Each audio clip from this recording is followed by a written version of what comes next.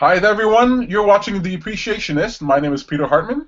Hi, I'm Valerie Soule. Hi, I'm Baby.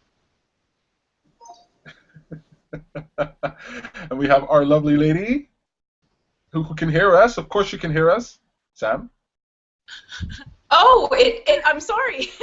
There was like a pause. I'm Samantha. Yes, you are, Samantha. Yeah. We're very happy that everybody's here.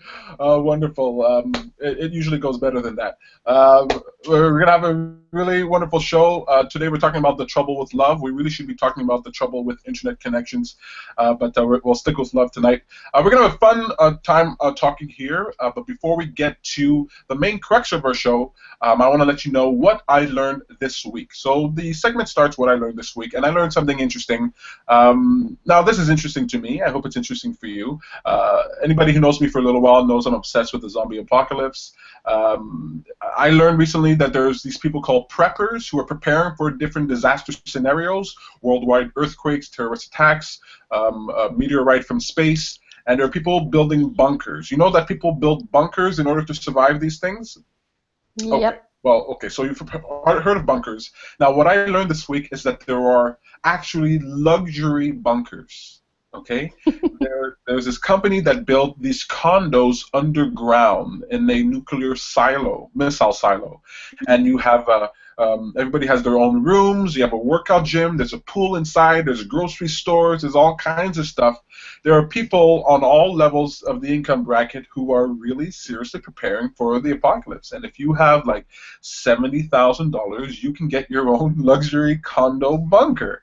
That made me feel wonderful, and it's given me something new to aim for because I'm definitely going to be a prepper. That's what I learned this week. I love learning that the world is stranger and more interesting than I ever expected. We're going to move on to the most important thing we do during the show, which is called a moment of appreciation. And that's where we look back at the past 7 days and we pick out something that we appreciated. It could be something good that happened that's easy to appreciate, or it could be something that wasn't so great but that we can see the value in today. Actually, just to give you an example of that, it might be a little out there. But so I was changing my nephew today. He's 1 year old, and he had a diaper full of stuff. And I remember when I was wiping him, and I remember when I was younger and I changed the baby for the first time, and I was wiping poo off their bum. And Sam, I'm just telling the story about how I was changing Baron, and he had a diaper full of mess, and I'm wiping him up. And I remember when I was younger, I was around 12 or something, I changed a diaper for the first time, and I remember thinking, hey, this is something that should be really gross. But for some reason, because it's a baby, I'm like okay with it. I kind of enjoyed it. I know that story. You know that story, right? And so it reminded me of a moment of appreciation that I had a long time ago that really taught me it's not what you do that matters, it's the context in which you do it, the attitude in which you do it. You could be wiping up a mess off of a dirty baby, and it could be a really fun time, and I really appreciated it. So Baron and his poo reminded me of that today. Also about your mom and like doing stuff in the kitchen. Peter's always telling me this stuff, so I get grossed out. Well, I was getting really grossed out by meat. I was getting grossed out by like, you know how like the sink, there's like dirty stuff and it's like gooey. You have to like, take something out of the sink or whatnot. And Peter's like, don't let that bother you. Like, don't even let those sort of situations be gross to you. Find a way to make them okay, or like not as nasty as you think they are. You're always telling me stuff like that, like the poo was one, your mom's cooking was one, those sort of things. I find it matters. The little things do matter, and if you can find joy and pleasure in even those small gross things, then I really do think it helps you in the long run. Anyway, that's my moment of appreciation, poo related appreciation. How about y'all? I had tons. On Sunday was my birthday, so I celebrated with a few friends like during the week. Like, I met with one on Thursday, one on Friday, one on Sunday, and it was great. It was really nice. So very special moments with friends. So that was that. But my best of all, I have to say, and again, it's a baby, and so it's my godson. I saw him for about just an hour on Friday. But then he wasn't too happy at first because he was really heartbroken that his dad was leaving him. with us, and so it was interesting to see that he really believed the story, because like a couple of months ago he was just crying, I felt like automatically, but this time I felt like he really believed he was being abandoned, and I was like, oh my God, he really believes the story, he's so in the moment. So of course, so that was one thing, but not that I appreciate that, but it didn't break my heart because I just knew it was kind of, his perception. But after a while, of course, he got better, and then I tried to play with him a bit, and it didn't take much for him to laugh, and he was standing up because he's not walking yet, but he can't wait, you can tell. And so it just, just playing with him, and it wouldn't take much for him to laugh and giggle, and oh, that's the best sound in the world. It really is. So that's it. That's my moment of appreciation, the best one that I had all week. Oh, that's really awesome. First of all, happy birthday. Thank you. Really, really cool. Sometimes there are times where I'm really in a funk, and not even regular YouTube videos will help me, and I will go and listen to baby laughter online. Oh man, that's better. It's better than the streaming birds. It's like the best sound in the world. Really, really cool. So I completely get that. Yep. It's good that you have that story because I can picture the baby. We've seen the pictures, and so it's really cool to. Yeah. That's really awesome. How about you, Baby? Do you have a moment of appreciation? Actually, it's been a while since I came here, and a lot of things has happened. There are good things, there are bad things, but everything will lead to some sort of change and evolution, I guess. So now I live on a small island. After watching all the episodes of Lost, I ended up on an island. So it was cool. I was very isolated. I don't have many neighbors, and we have a huge backyard. So now I get to spend time in nature a lot by myself. That was interesting. So I appreciate the fact that I could have this lifestyle and relaxed place to live. Eventually, it was kind of what I wanted. That's awesome. I love that. I'm super jealous right now. Yeah, me too. Yeah. It better not be a tropical island. No, not tropical, but at least right now in the backyard, the grass is getting green. Oh, nice. Oh, that's really cool. I'm sure I appreciate it for far different reasons than Sam and Val. Me, I'm thinking in terms of a zombie apocalypse, an island is actually a very good place to be. Sam is probably thinking, Val is probably thinking, oh, nice green grass, and I'm thinking, oh, we could build a bunker there and survive. Anyway, really, really cool. We can grow you watched Lost. I'm sorry, Sam? We can grow some food, organic food.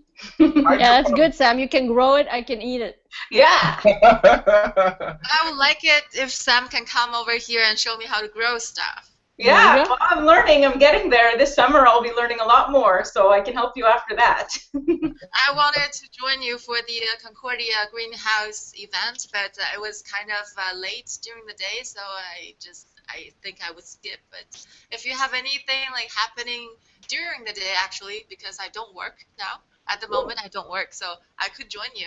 Okay, I'll let you know. Yeah, for sure. That's fun. That's really cool. That's really awesome. Look, the weather's changing. Puts us all in the mood for nature and all that good stuff.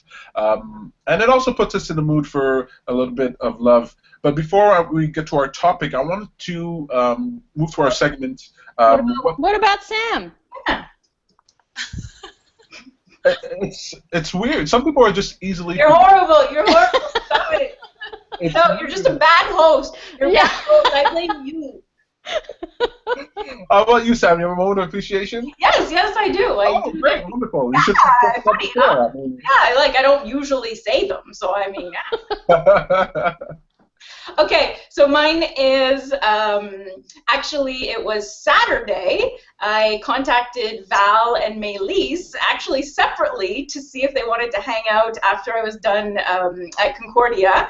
And at first it wasn't working with either of them, and then I found out they were actually together doing something at Maylise's place, and they ended up being available earlier, and so I was able to see them together, and so we hung out, the three of us. We've never done that before. It was so fun, so nice. I did not know it was your birthday the next day, Val. I would have definitely fine. I kept it secret. It didn't matter. It didn't matter. That's not what it was all about. So but it would have been to realize, you know. But so we had like a wonderful time. I think we talked for a couple of hours.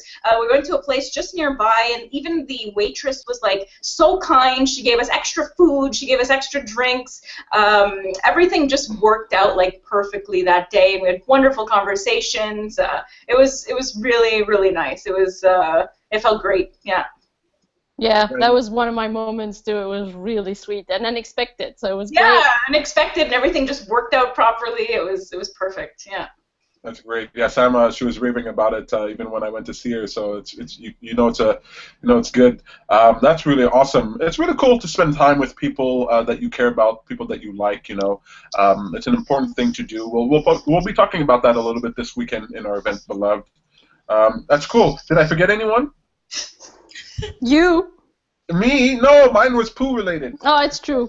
That's right. What was I going to say here?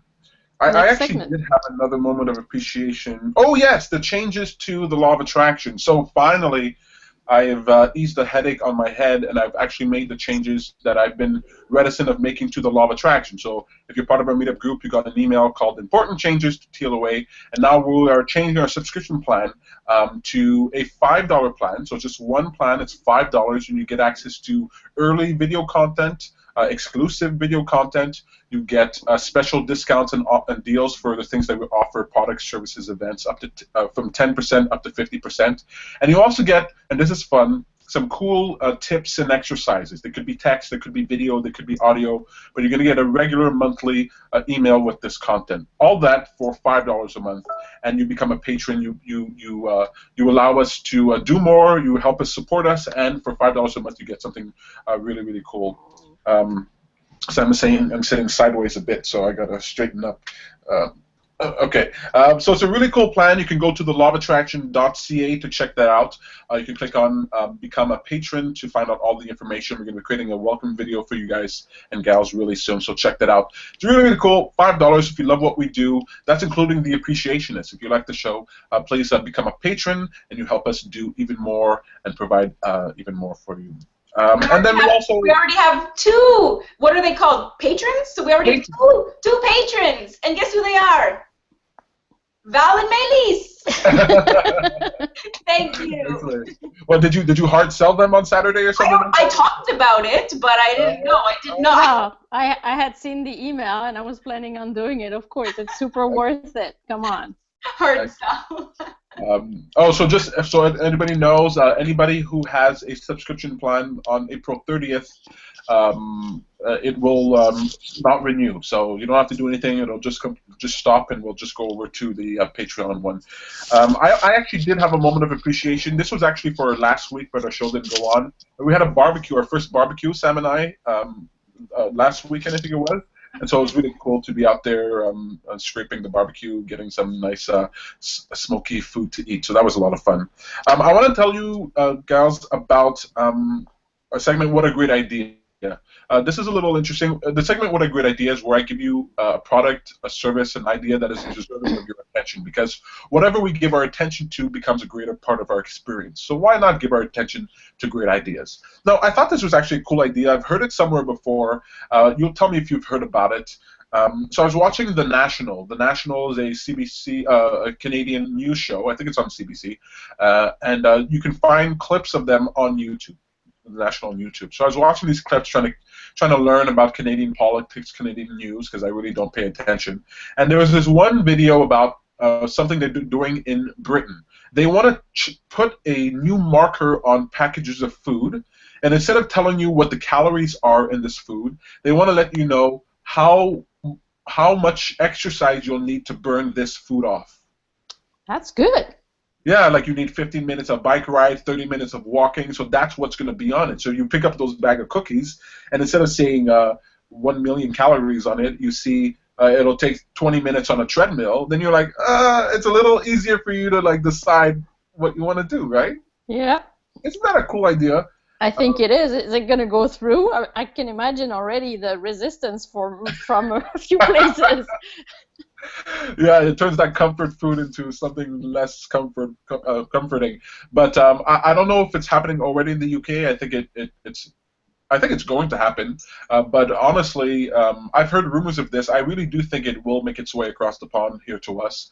And even if it doesn't, I really think it's something that would be worthwhile. I think it's important, right? I think it's a great way of changing your perspective and really reevaluating everything. Exactly. There are all these programs and things out there, and sometimes just a simple idea can really have a huge impact. So I love these really cool ideas. So that's the national. You can check out that segment. We'll be posting it online. Okay, y'all. The trouble with love. What's that? What's that? I said love.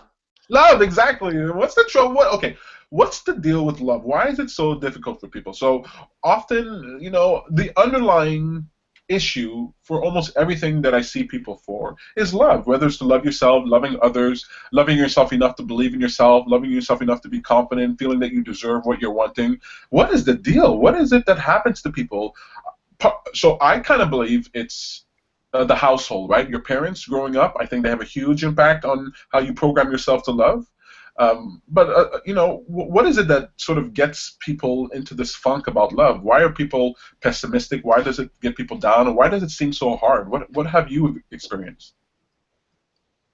So what I think is that loving feels so great. It feels so nice to love, either loving somebody else or loving yourself. It feels like wonderful.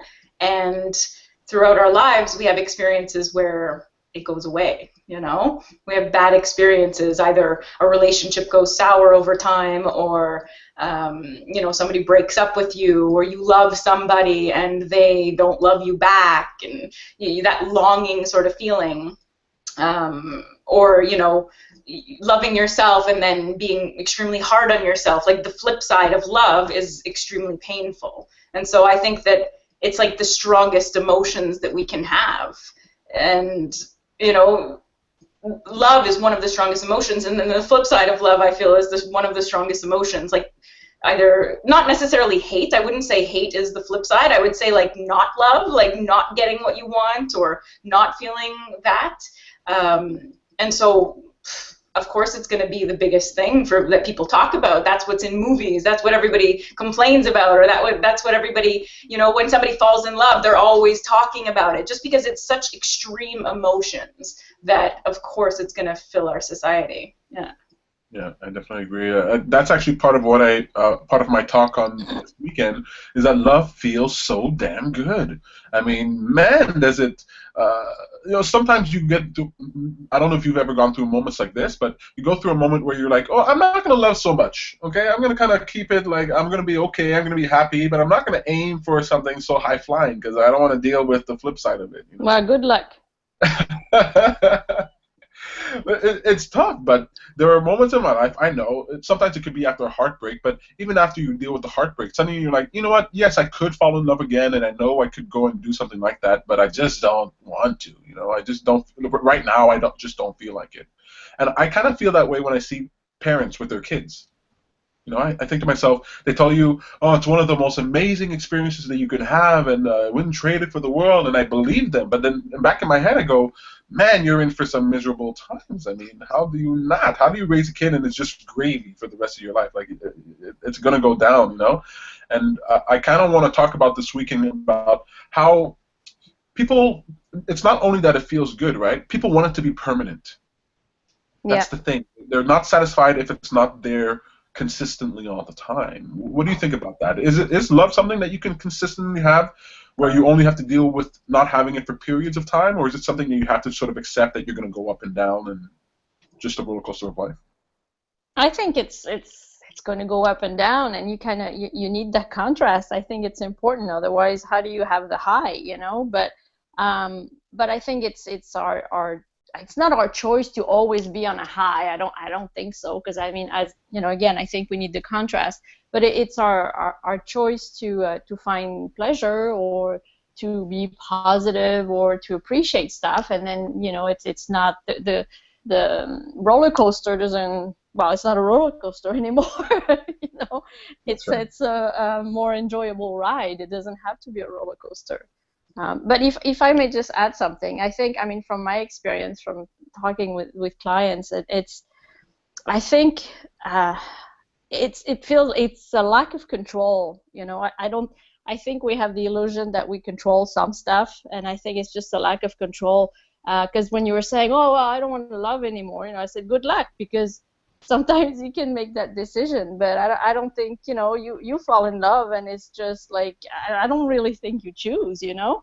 And so that's, I think that's the scary part, because it's like, oh my God, I didn't really, you know, and then how do you control this, and what if I fall, and you know, so I think there's a lack of control in there, and so people are scared because of that. I mean, that's been my experience.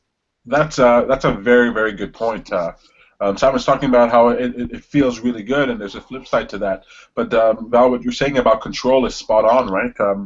We do have, as human beings, it's in our nature to want to control our environment. I mean, look, we control the temperature in a room. Can you? What other animal does that? Like controls the temperature of the room?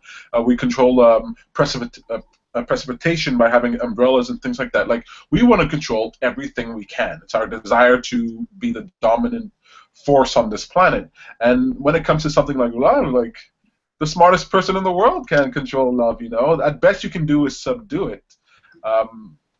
Yeah, that sucks. Even now that I'm saying it, I'm like, damn, it sucks. I can't control love. I wish I could. You know.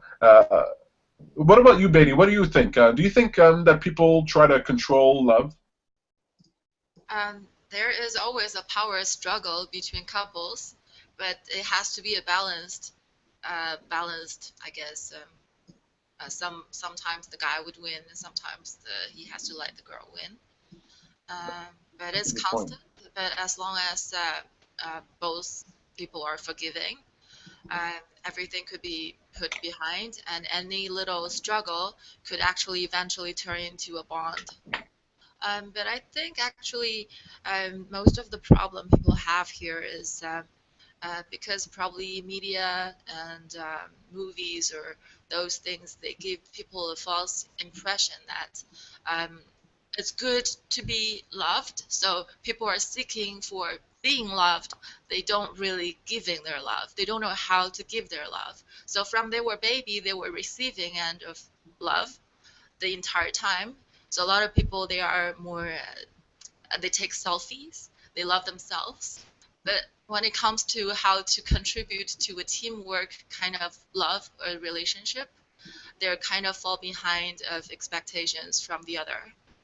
And also, like in movies, all those movie stars or whoever is popular, the most popular people, even in school or when kids grow up, they learned when they grow up that if you have a nice figure, if you have a nice makeup for girls, if guys have big muscles or go to gyms or something, they can make themselves more popular, more being loved.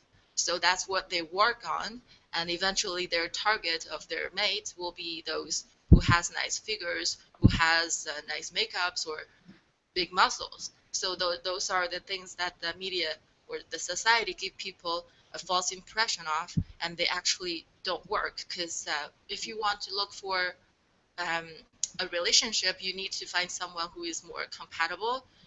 But first, you need to know what is that, what you are yourself, and what you are looking for in the other person. So what kind of lifestyle are you looking forward to? And I find actually, since I start joining the law of attraction, I start to think about what I wanted, and I had a very solid points of what I'm targeting at. And it didn't take me long to find my boyfriend, and we've been together for like a year and a month, and now we have a house together. We're really happy. So That's really good. I love everything that you said there. What great responses here. Yeah, we are programmed by our environment through culture this false impression of love, you brought up this idea of being popular, fame. When I started listening to people who were famous, I started realizing they don't even like it. When I started listening to people who were popular, who were the popular kid in school, you hear about all the pressure involved with being the focus, the popular kid in school. And I remember when I was younger, I read Romeo and Juliet in school, right? Romeo and Juliet. And I used to love that story. I loved it. I loved how passionate they loved. But when I got older, it's only then that I started realizing there was more to the story that I wasn't really paying attention to. The simple fact is, Romeo and Juliet, they die at the end. I mean, their love leads them to crazy, crazy behavior, and it's not good. And I started realizing, hey, that sort of crazy, out of control love thing is actually not something that's desirable, even though Romeo and Juliet is synonymous with love. Yeah. And I started realizing there's far more. So you said an important word, which is balance, right? It's to find balance with love. Sam, you're talking about the flip side, and you're going to acknowledge that you're going to have both sides, but you want to find that balance. And you find that balance by doing what Baby says, right? Knowing who you are, knowing what you want. And it's surprising how many people I don't know how they get so old, and they haven't really asked themselves, what do I love about myself? Who am I? What is it that I want? What do I want from love? And when we start becoming more aware, we pay attention to ourselves. Sam? I just want to add, in regards to Romeo and Juliet, they get to a point where, yes, they love each other so much, but they almost love each other too much. They love the other person more than they love themselves. They're willing to die. They're willing to no longer live because they cannot live without the other person. And that's where I feel like it gets wonky. It gets not healthy. You should be able to love yourself so much that, yes, you might be heartbroken and you might really go through a tough time if the other person's not there, but that you can still find a way to go on and find a way to find more love and love yourself and still create a happy life, even though this happened and even though this person either broke up with you, because people get broken up with and it's like they want to kill themselves, And right. So you want to get to a place where, yes, you love the other person, but you love yourself more. And that's where you find that balance, right? When you love yourself more, and then you step out into the unknown of love, into the uncontrollable nature of love, then you have an anchor. You have that strong point, that center that holds you. I learned in church we grew up and we learned that to die for another, to sacrifice for another is the greatest form of love. And I do understand that. I do appreciate people who will die to save another person. But when you die because you can't live with that person, that is a bastardization. That is a completely distorted view of love. And the funny thing is, anybody who really loves you wouldn't want you to do that for them. They wouldn't want you to, if your parent passes away, they don't want you to think, oh, I can't live without my brother, I can't live without my father, I can't go on. They would want you to go on. And I think when we think about it on a deep level, we understand that. It's a funny thing, love, and I like calling it the trouble of love, because we tend to think of love as only this good, happy thing that everybody wants, but there's also this other side, and if you can sort of embrace and appreciate that other side, then you get the best of both worlds, right? You understand that in your moments of being down, that you can still love yourself, and that's a trick, right? It's a challenge to sort of learn that in the dark times, but that's what you got to do. I just want to let you know, Val had to step out. Show's supposed to end at 7:30. She did us the pleasure of being at someone's house in order to be on the show, so I really appreciate that, but she had to go. But I like this conversation that we're having. Before I recap what we said, do you have anything to add, Sam or Baby? Yes, I have. Baby. I find it's really important to learn to appreciate each other in a relationship, because normally you appreciate strangers more often because you think you're not demanding. Would you say you're not expecting them to do anything particular for you? But in a relationship, people constantly expect things from the other. So when you're expecting something and you just forgot to appreciate or say thank you in a way that's really coming from your heart or something, because you think if you do this too often it's weird, but no, it's not, because you're actually acknowledging the other person's contribution. It's really important. And I see a lot of couples, they apologize to each other a lot because, things happen and they apologize afterwards. They're seeking for forgiveness, but I think it's not as good as just giving out appreciation to be positive. That's excellent. I think that's beautiful. That's a wonderful way of putting it, right? We have low expectations when it comes to strangers, and so it's easier to let them off the hook. Those people that we tie our emotions to, we sort of expect more from them. But when we choose to appreciate them for what they do, then we get the best out of them. I love that. Sam, what about you? No, I was just gonna say that we'll talk more on Saturday. Yes, you know what? Look, the reason we're having this conversation is because this Saturday, April 30th at 2:30 p.m., we're having a major event called Beloved, Evoking the Love of Self and Others. And we're going to talk about everything when it comes to love. We're going to talk about loving ourselves, loving others, relationships. We're going to talk about intimacy, even sexuality. It is 18 plus, so don't bring your children. So we're going to have a really fun time diving into all this, and we hope to see everyone there. It's our last one for maybe 2-3 months or so, right? The last major monthly event. So we used to do them monthly, but now we're going to do them every 2 or 3 months. So if you want to come out, if you want to come to an event, the season's over, this is definitely the one you want to come to. And it's our best event. I mean, the last one we laughed so much. We had such a great time. You can actually go to our YouTube channel and find videos of that. If you go to thelawofattraction.ca, you can click on that and find it. You can even go to our meetup page at meetup.com/TLOAMTL. That's TLOA as in the Law of Attraction. MTL is in Montreal. And you can look at Beloved, the description there. You're going to see these videos that we've incorporated there. We had a blast. You're going to leave feeling high on life. You're going to feel loving yourself, and you're going to have yet one more reason to feel proud of yourself. So definitely come out for that. We have to wrap up the show. Before I say thank you to you gals for coming out once again, I want to ask you, what's for dinner? What did you eat in the last 7 days? It could be something that you're about to eat tonight that you appreciated, that you enjoyed. I had barbecue Sam, so that was really good. Yeah, I can't get the camera back up, so I don't see you. Oh, there it is.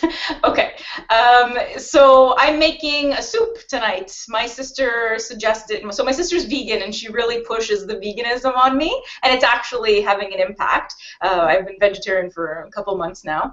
So I'm making a soup with like all sorts of vegetables, vegetable broth, a spicy Thai paste that you put in it that gives it all the flavor. I think it's going to taste similar to my favorite soup, which is tom yum soup. So I'm looking forward to trying it tonight. I already started frying some onions and stuff, so I'm excited. Yeah. Oh, good, excellent. What about you, Betty? You eating it? Are you eating off the land yet? No, we only have grass for now. And That's a terrible salad. That's a terrible salad. No, I don't eat that. Last weekend we made some lamb, barbecue lamb. Actually, cut them up so it's easier to cook. So I put them on a stick. It became lamb kebab. It was pretty good. Excellent. Tonight I was gonna make salmon. I wanted to go for the salmon pie, but now we're kind of probably I'm just gonna quickly make some seared salmon. Well, that sounds really good. Oh, now I want salmon. We should really change this segment of the show because it really makes me want to eat all kinds of good things. Today I had burnt pizza. I mean, that's just a lot cool. Anyway, we're appreciating our food. I ate the burnt pizza. It was fine. Anyway, really cool. Enjoy your salmon, Sam. Enjoy your tom yum. Val, thank you so much. Thank you all of you gals for being co-hosts coming onto the show. Happy belated birthday to Sam, to Val, and look. We mentioned Beloved. Do you want to say what's on your calendar, Sam? Are we? Sure.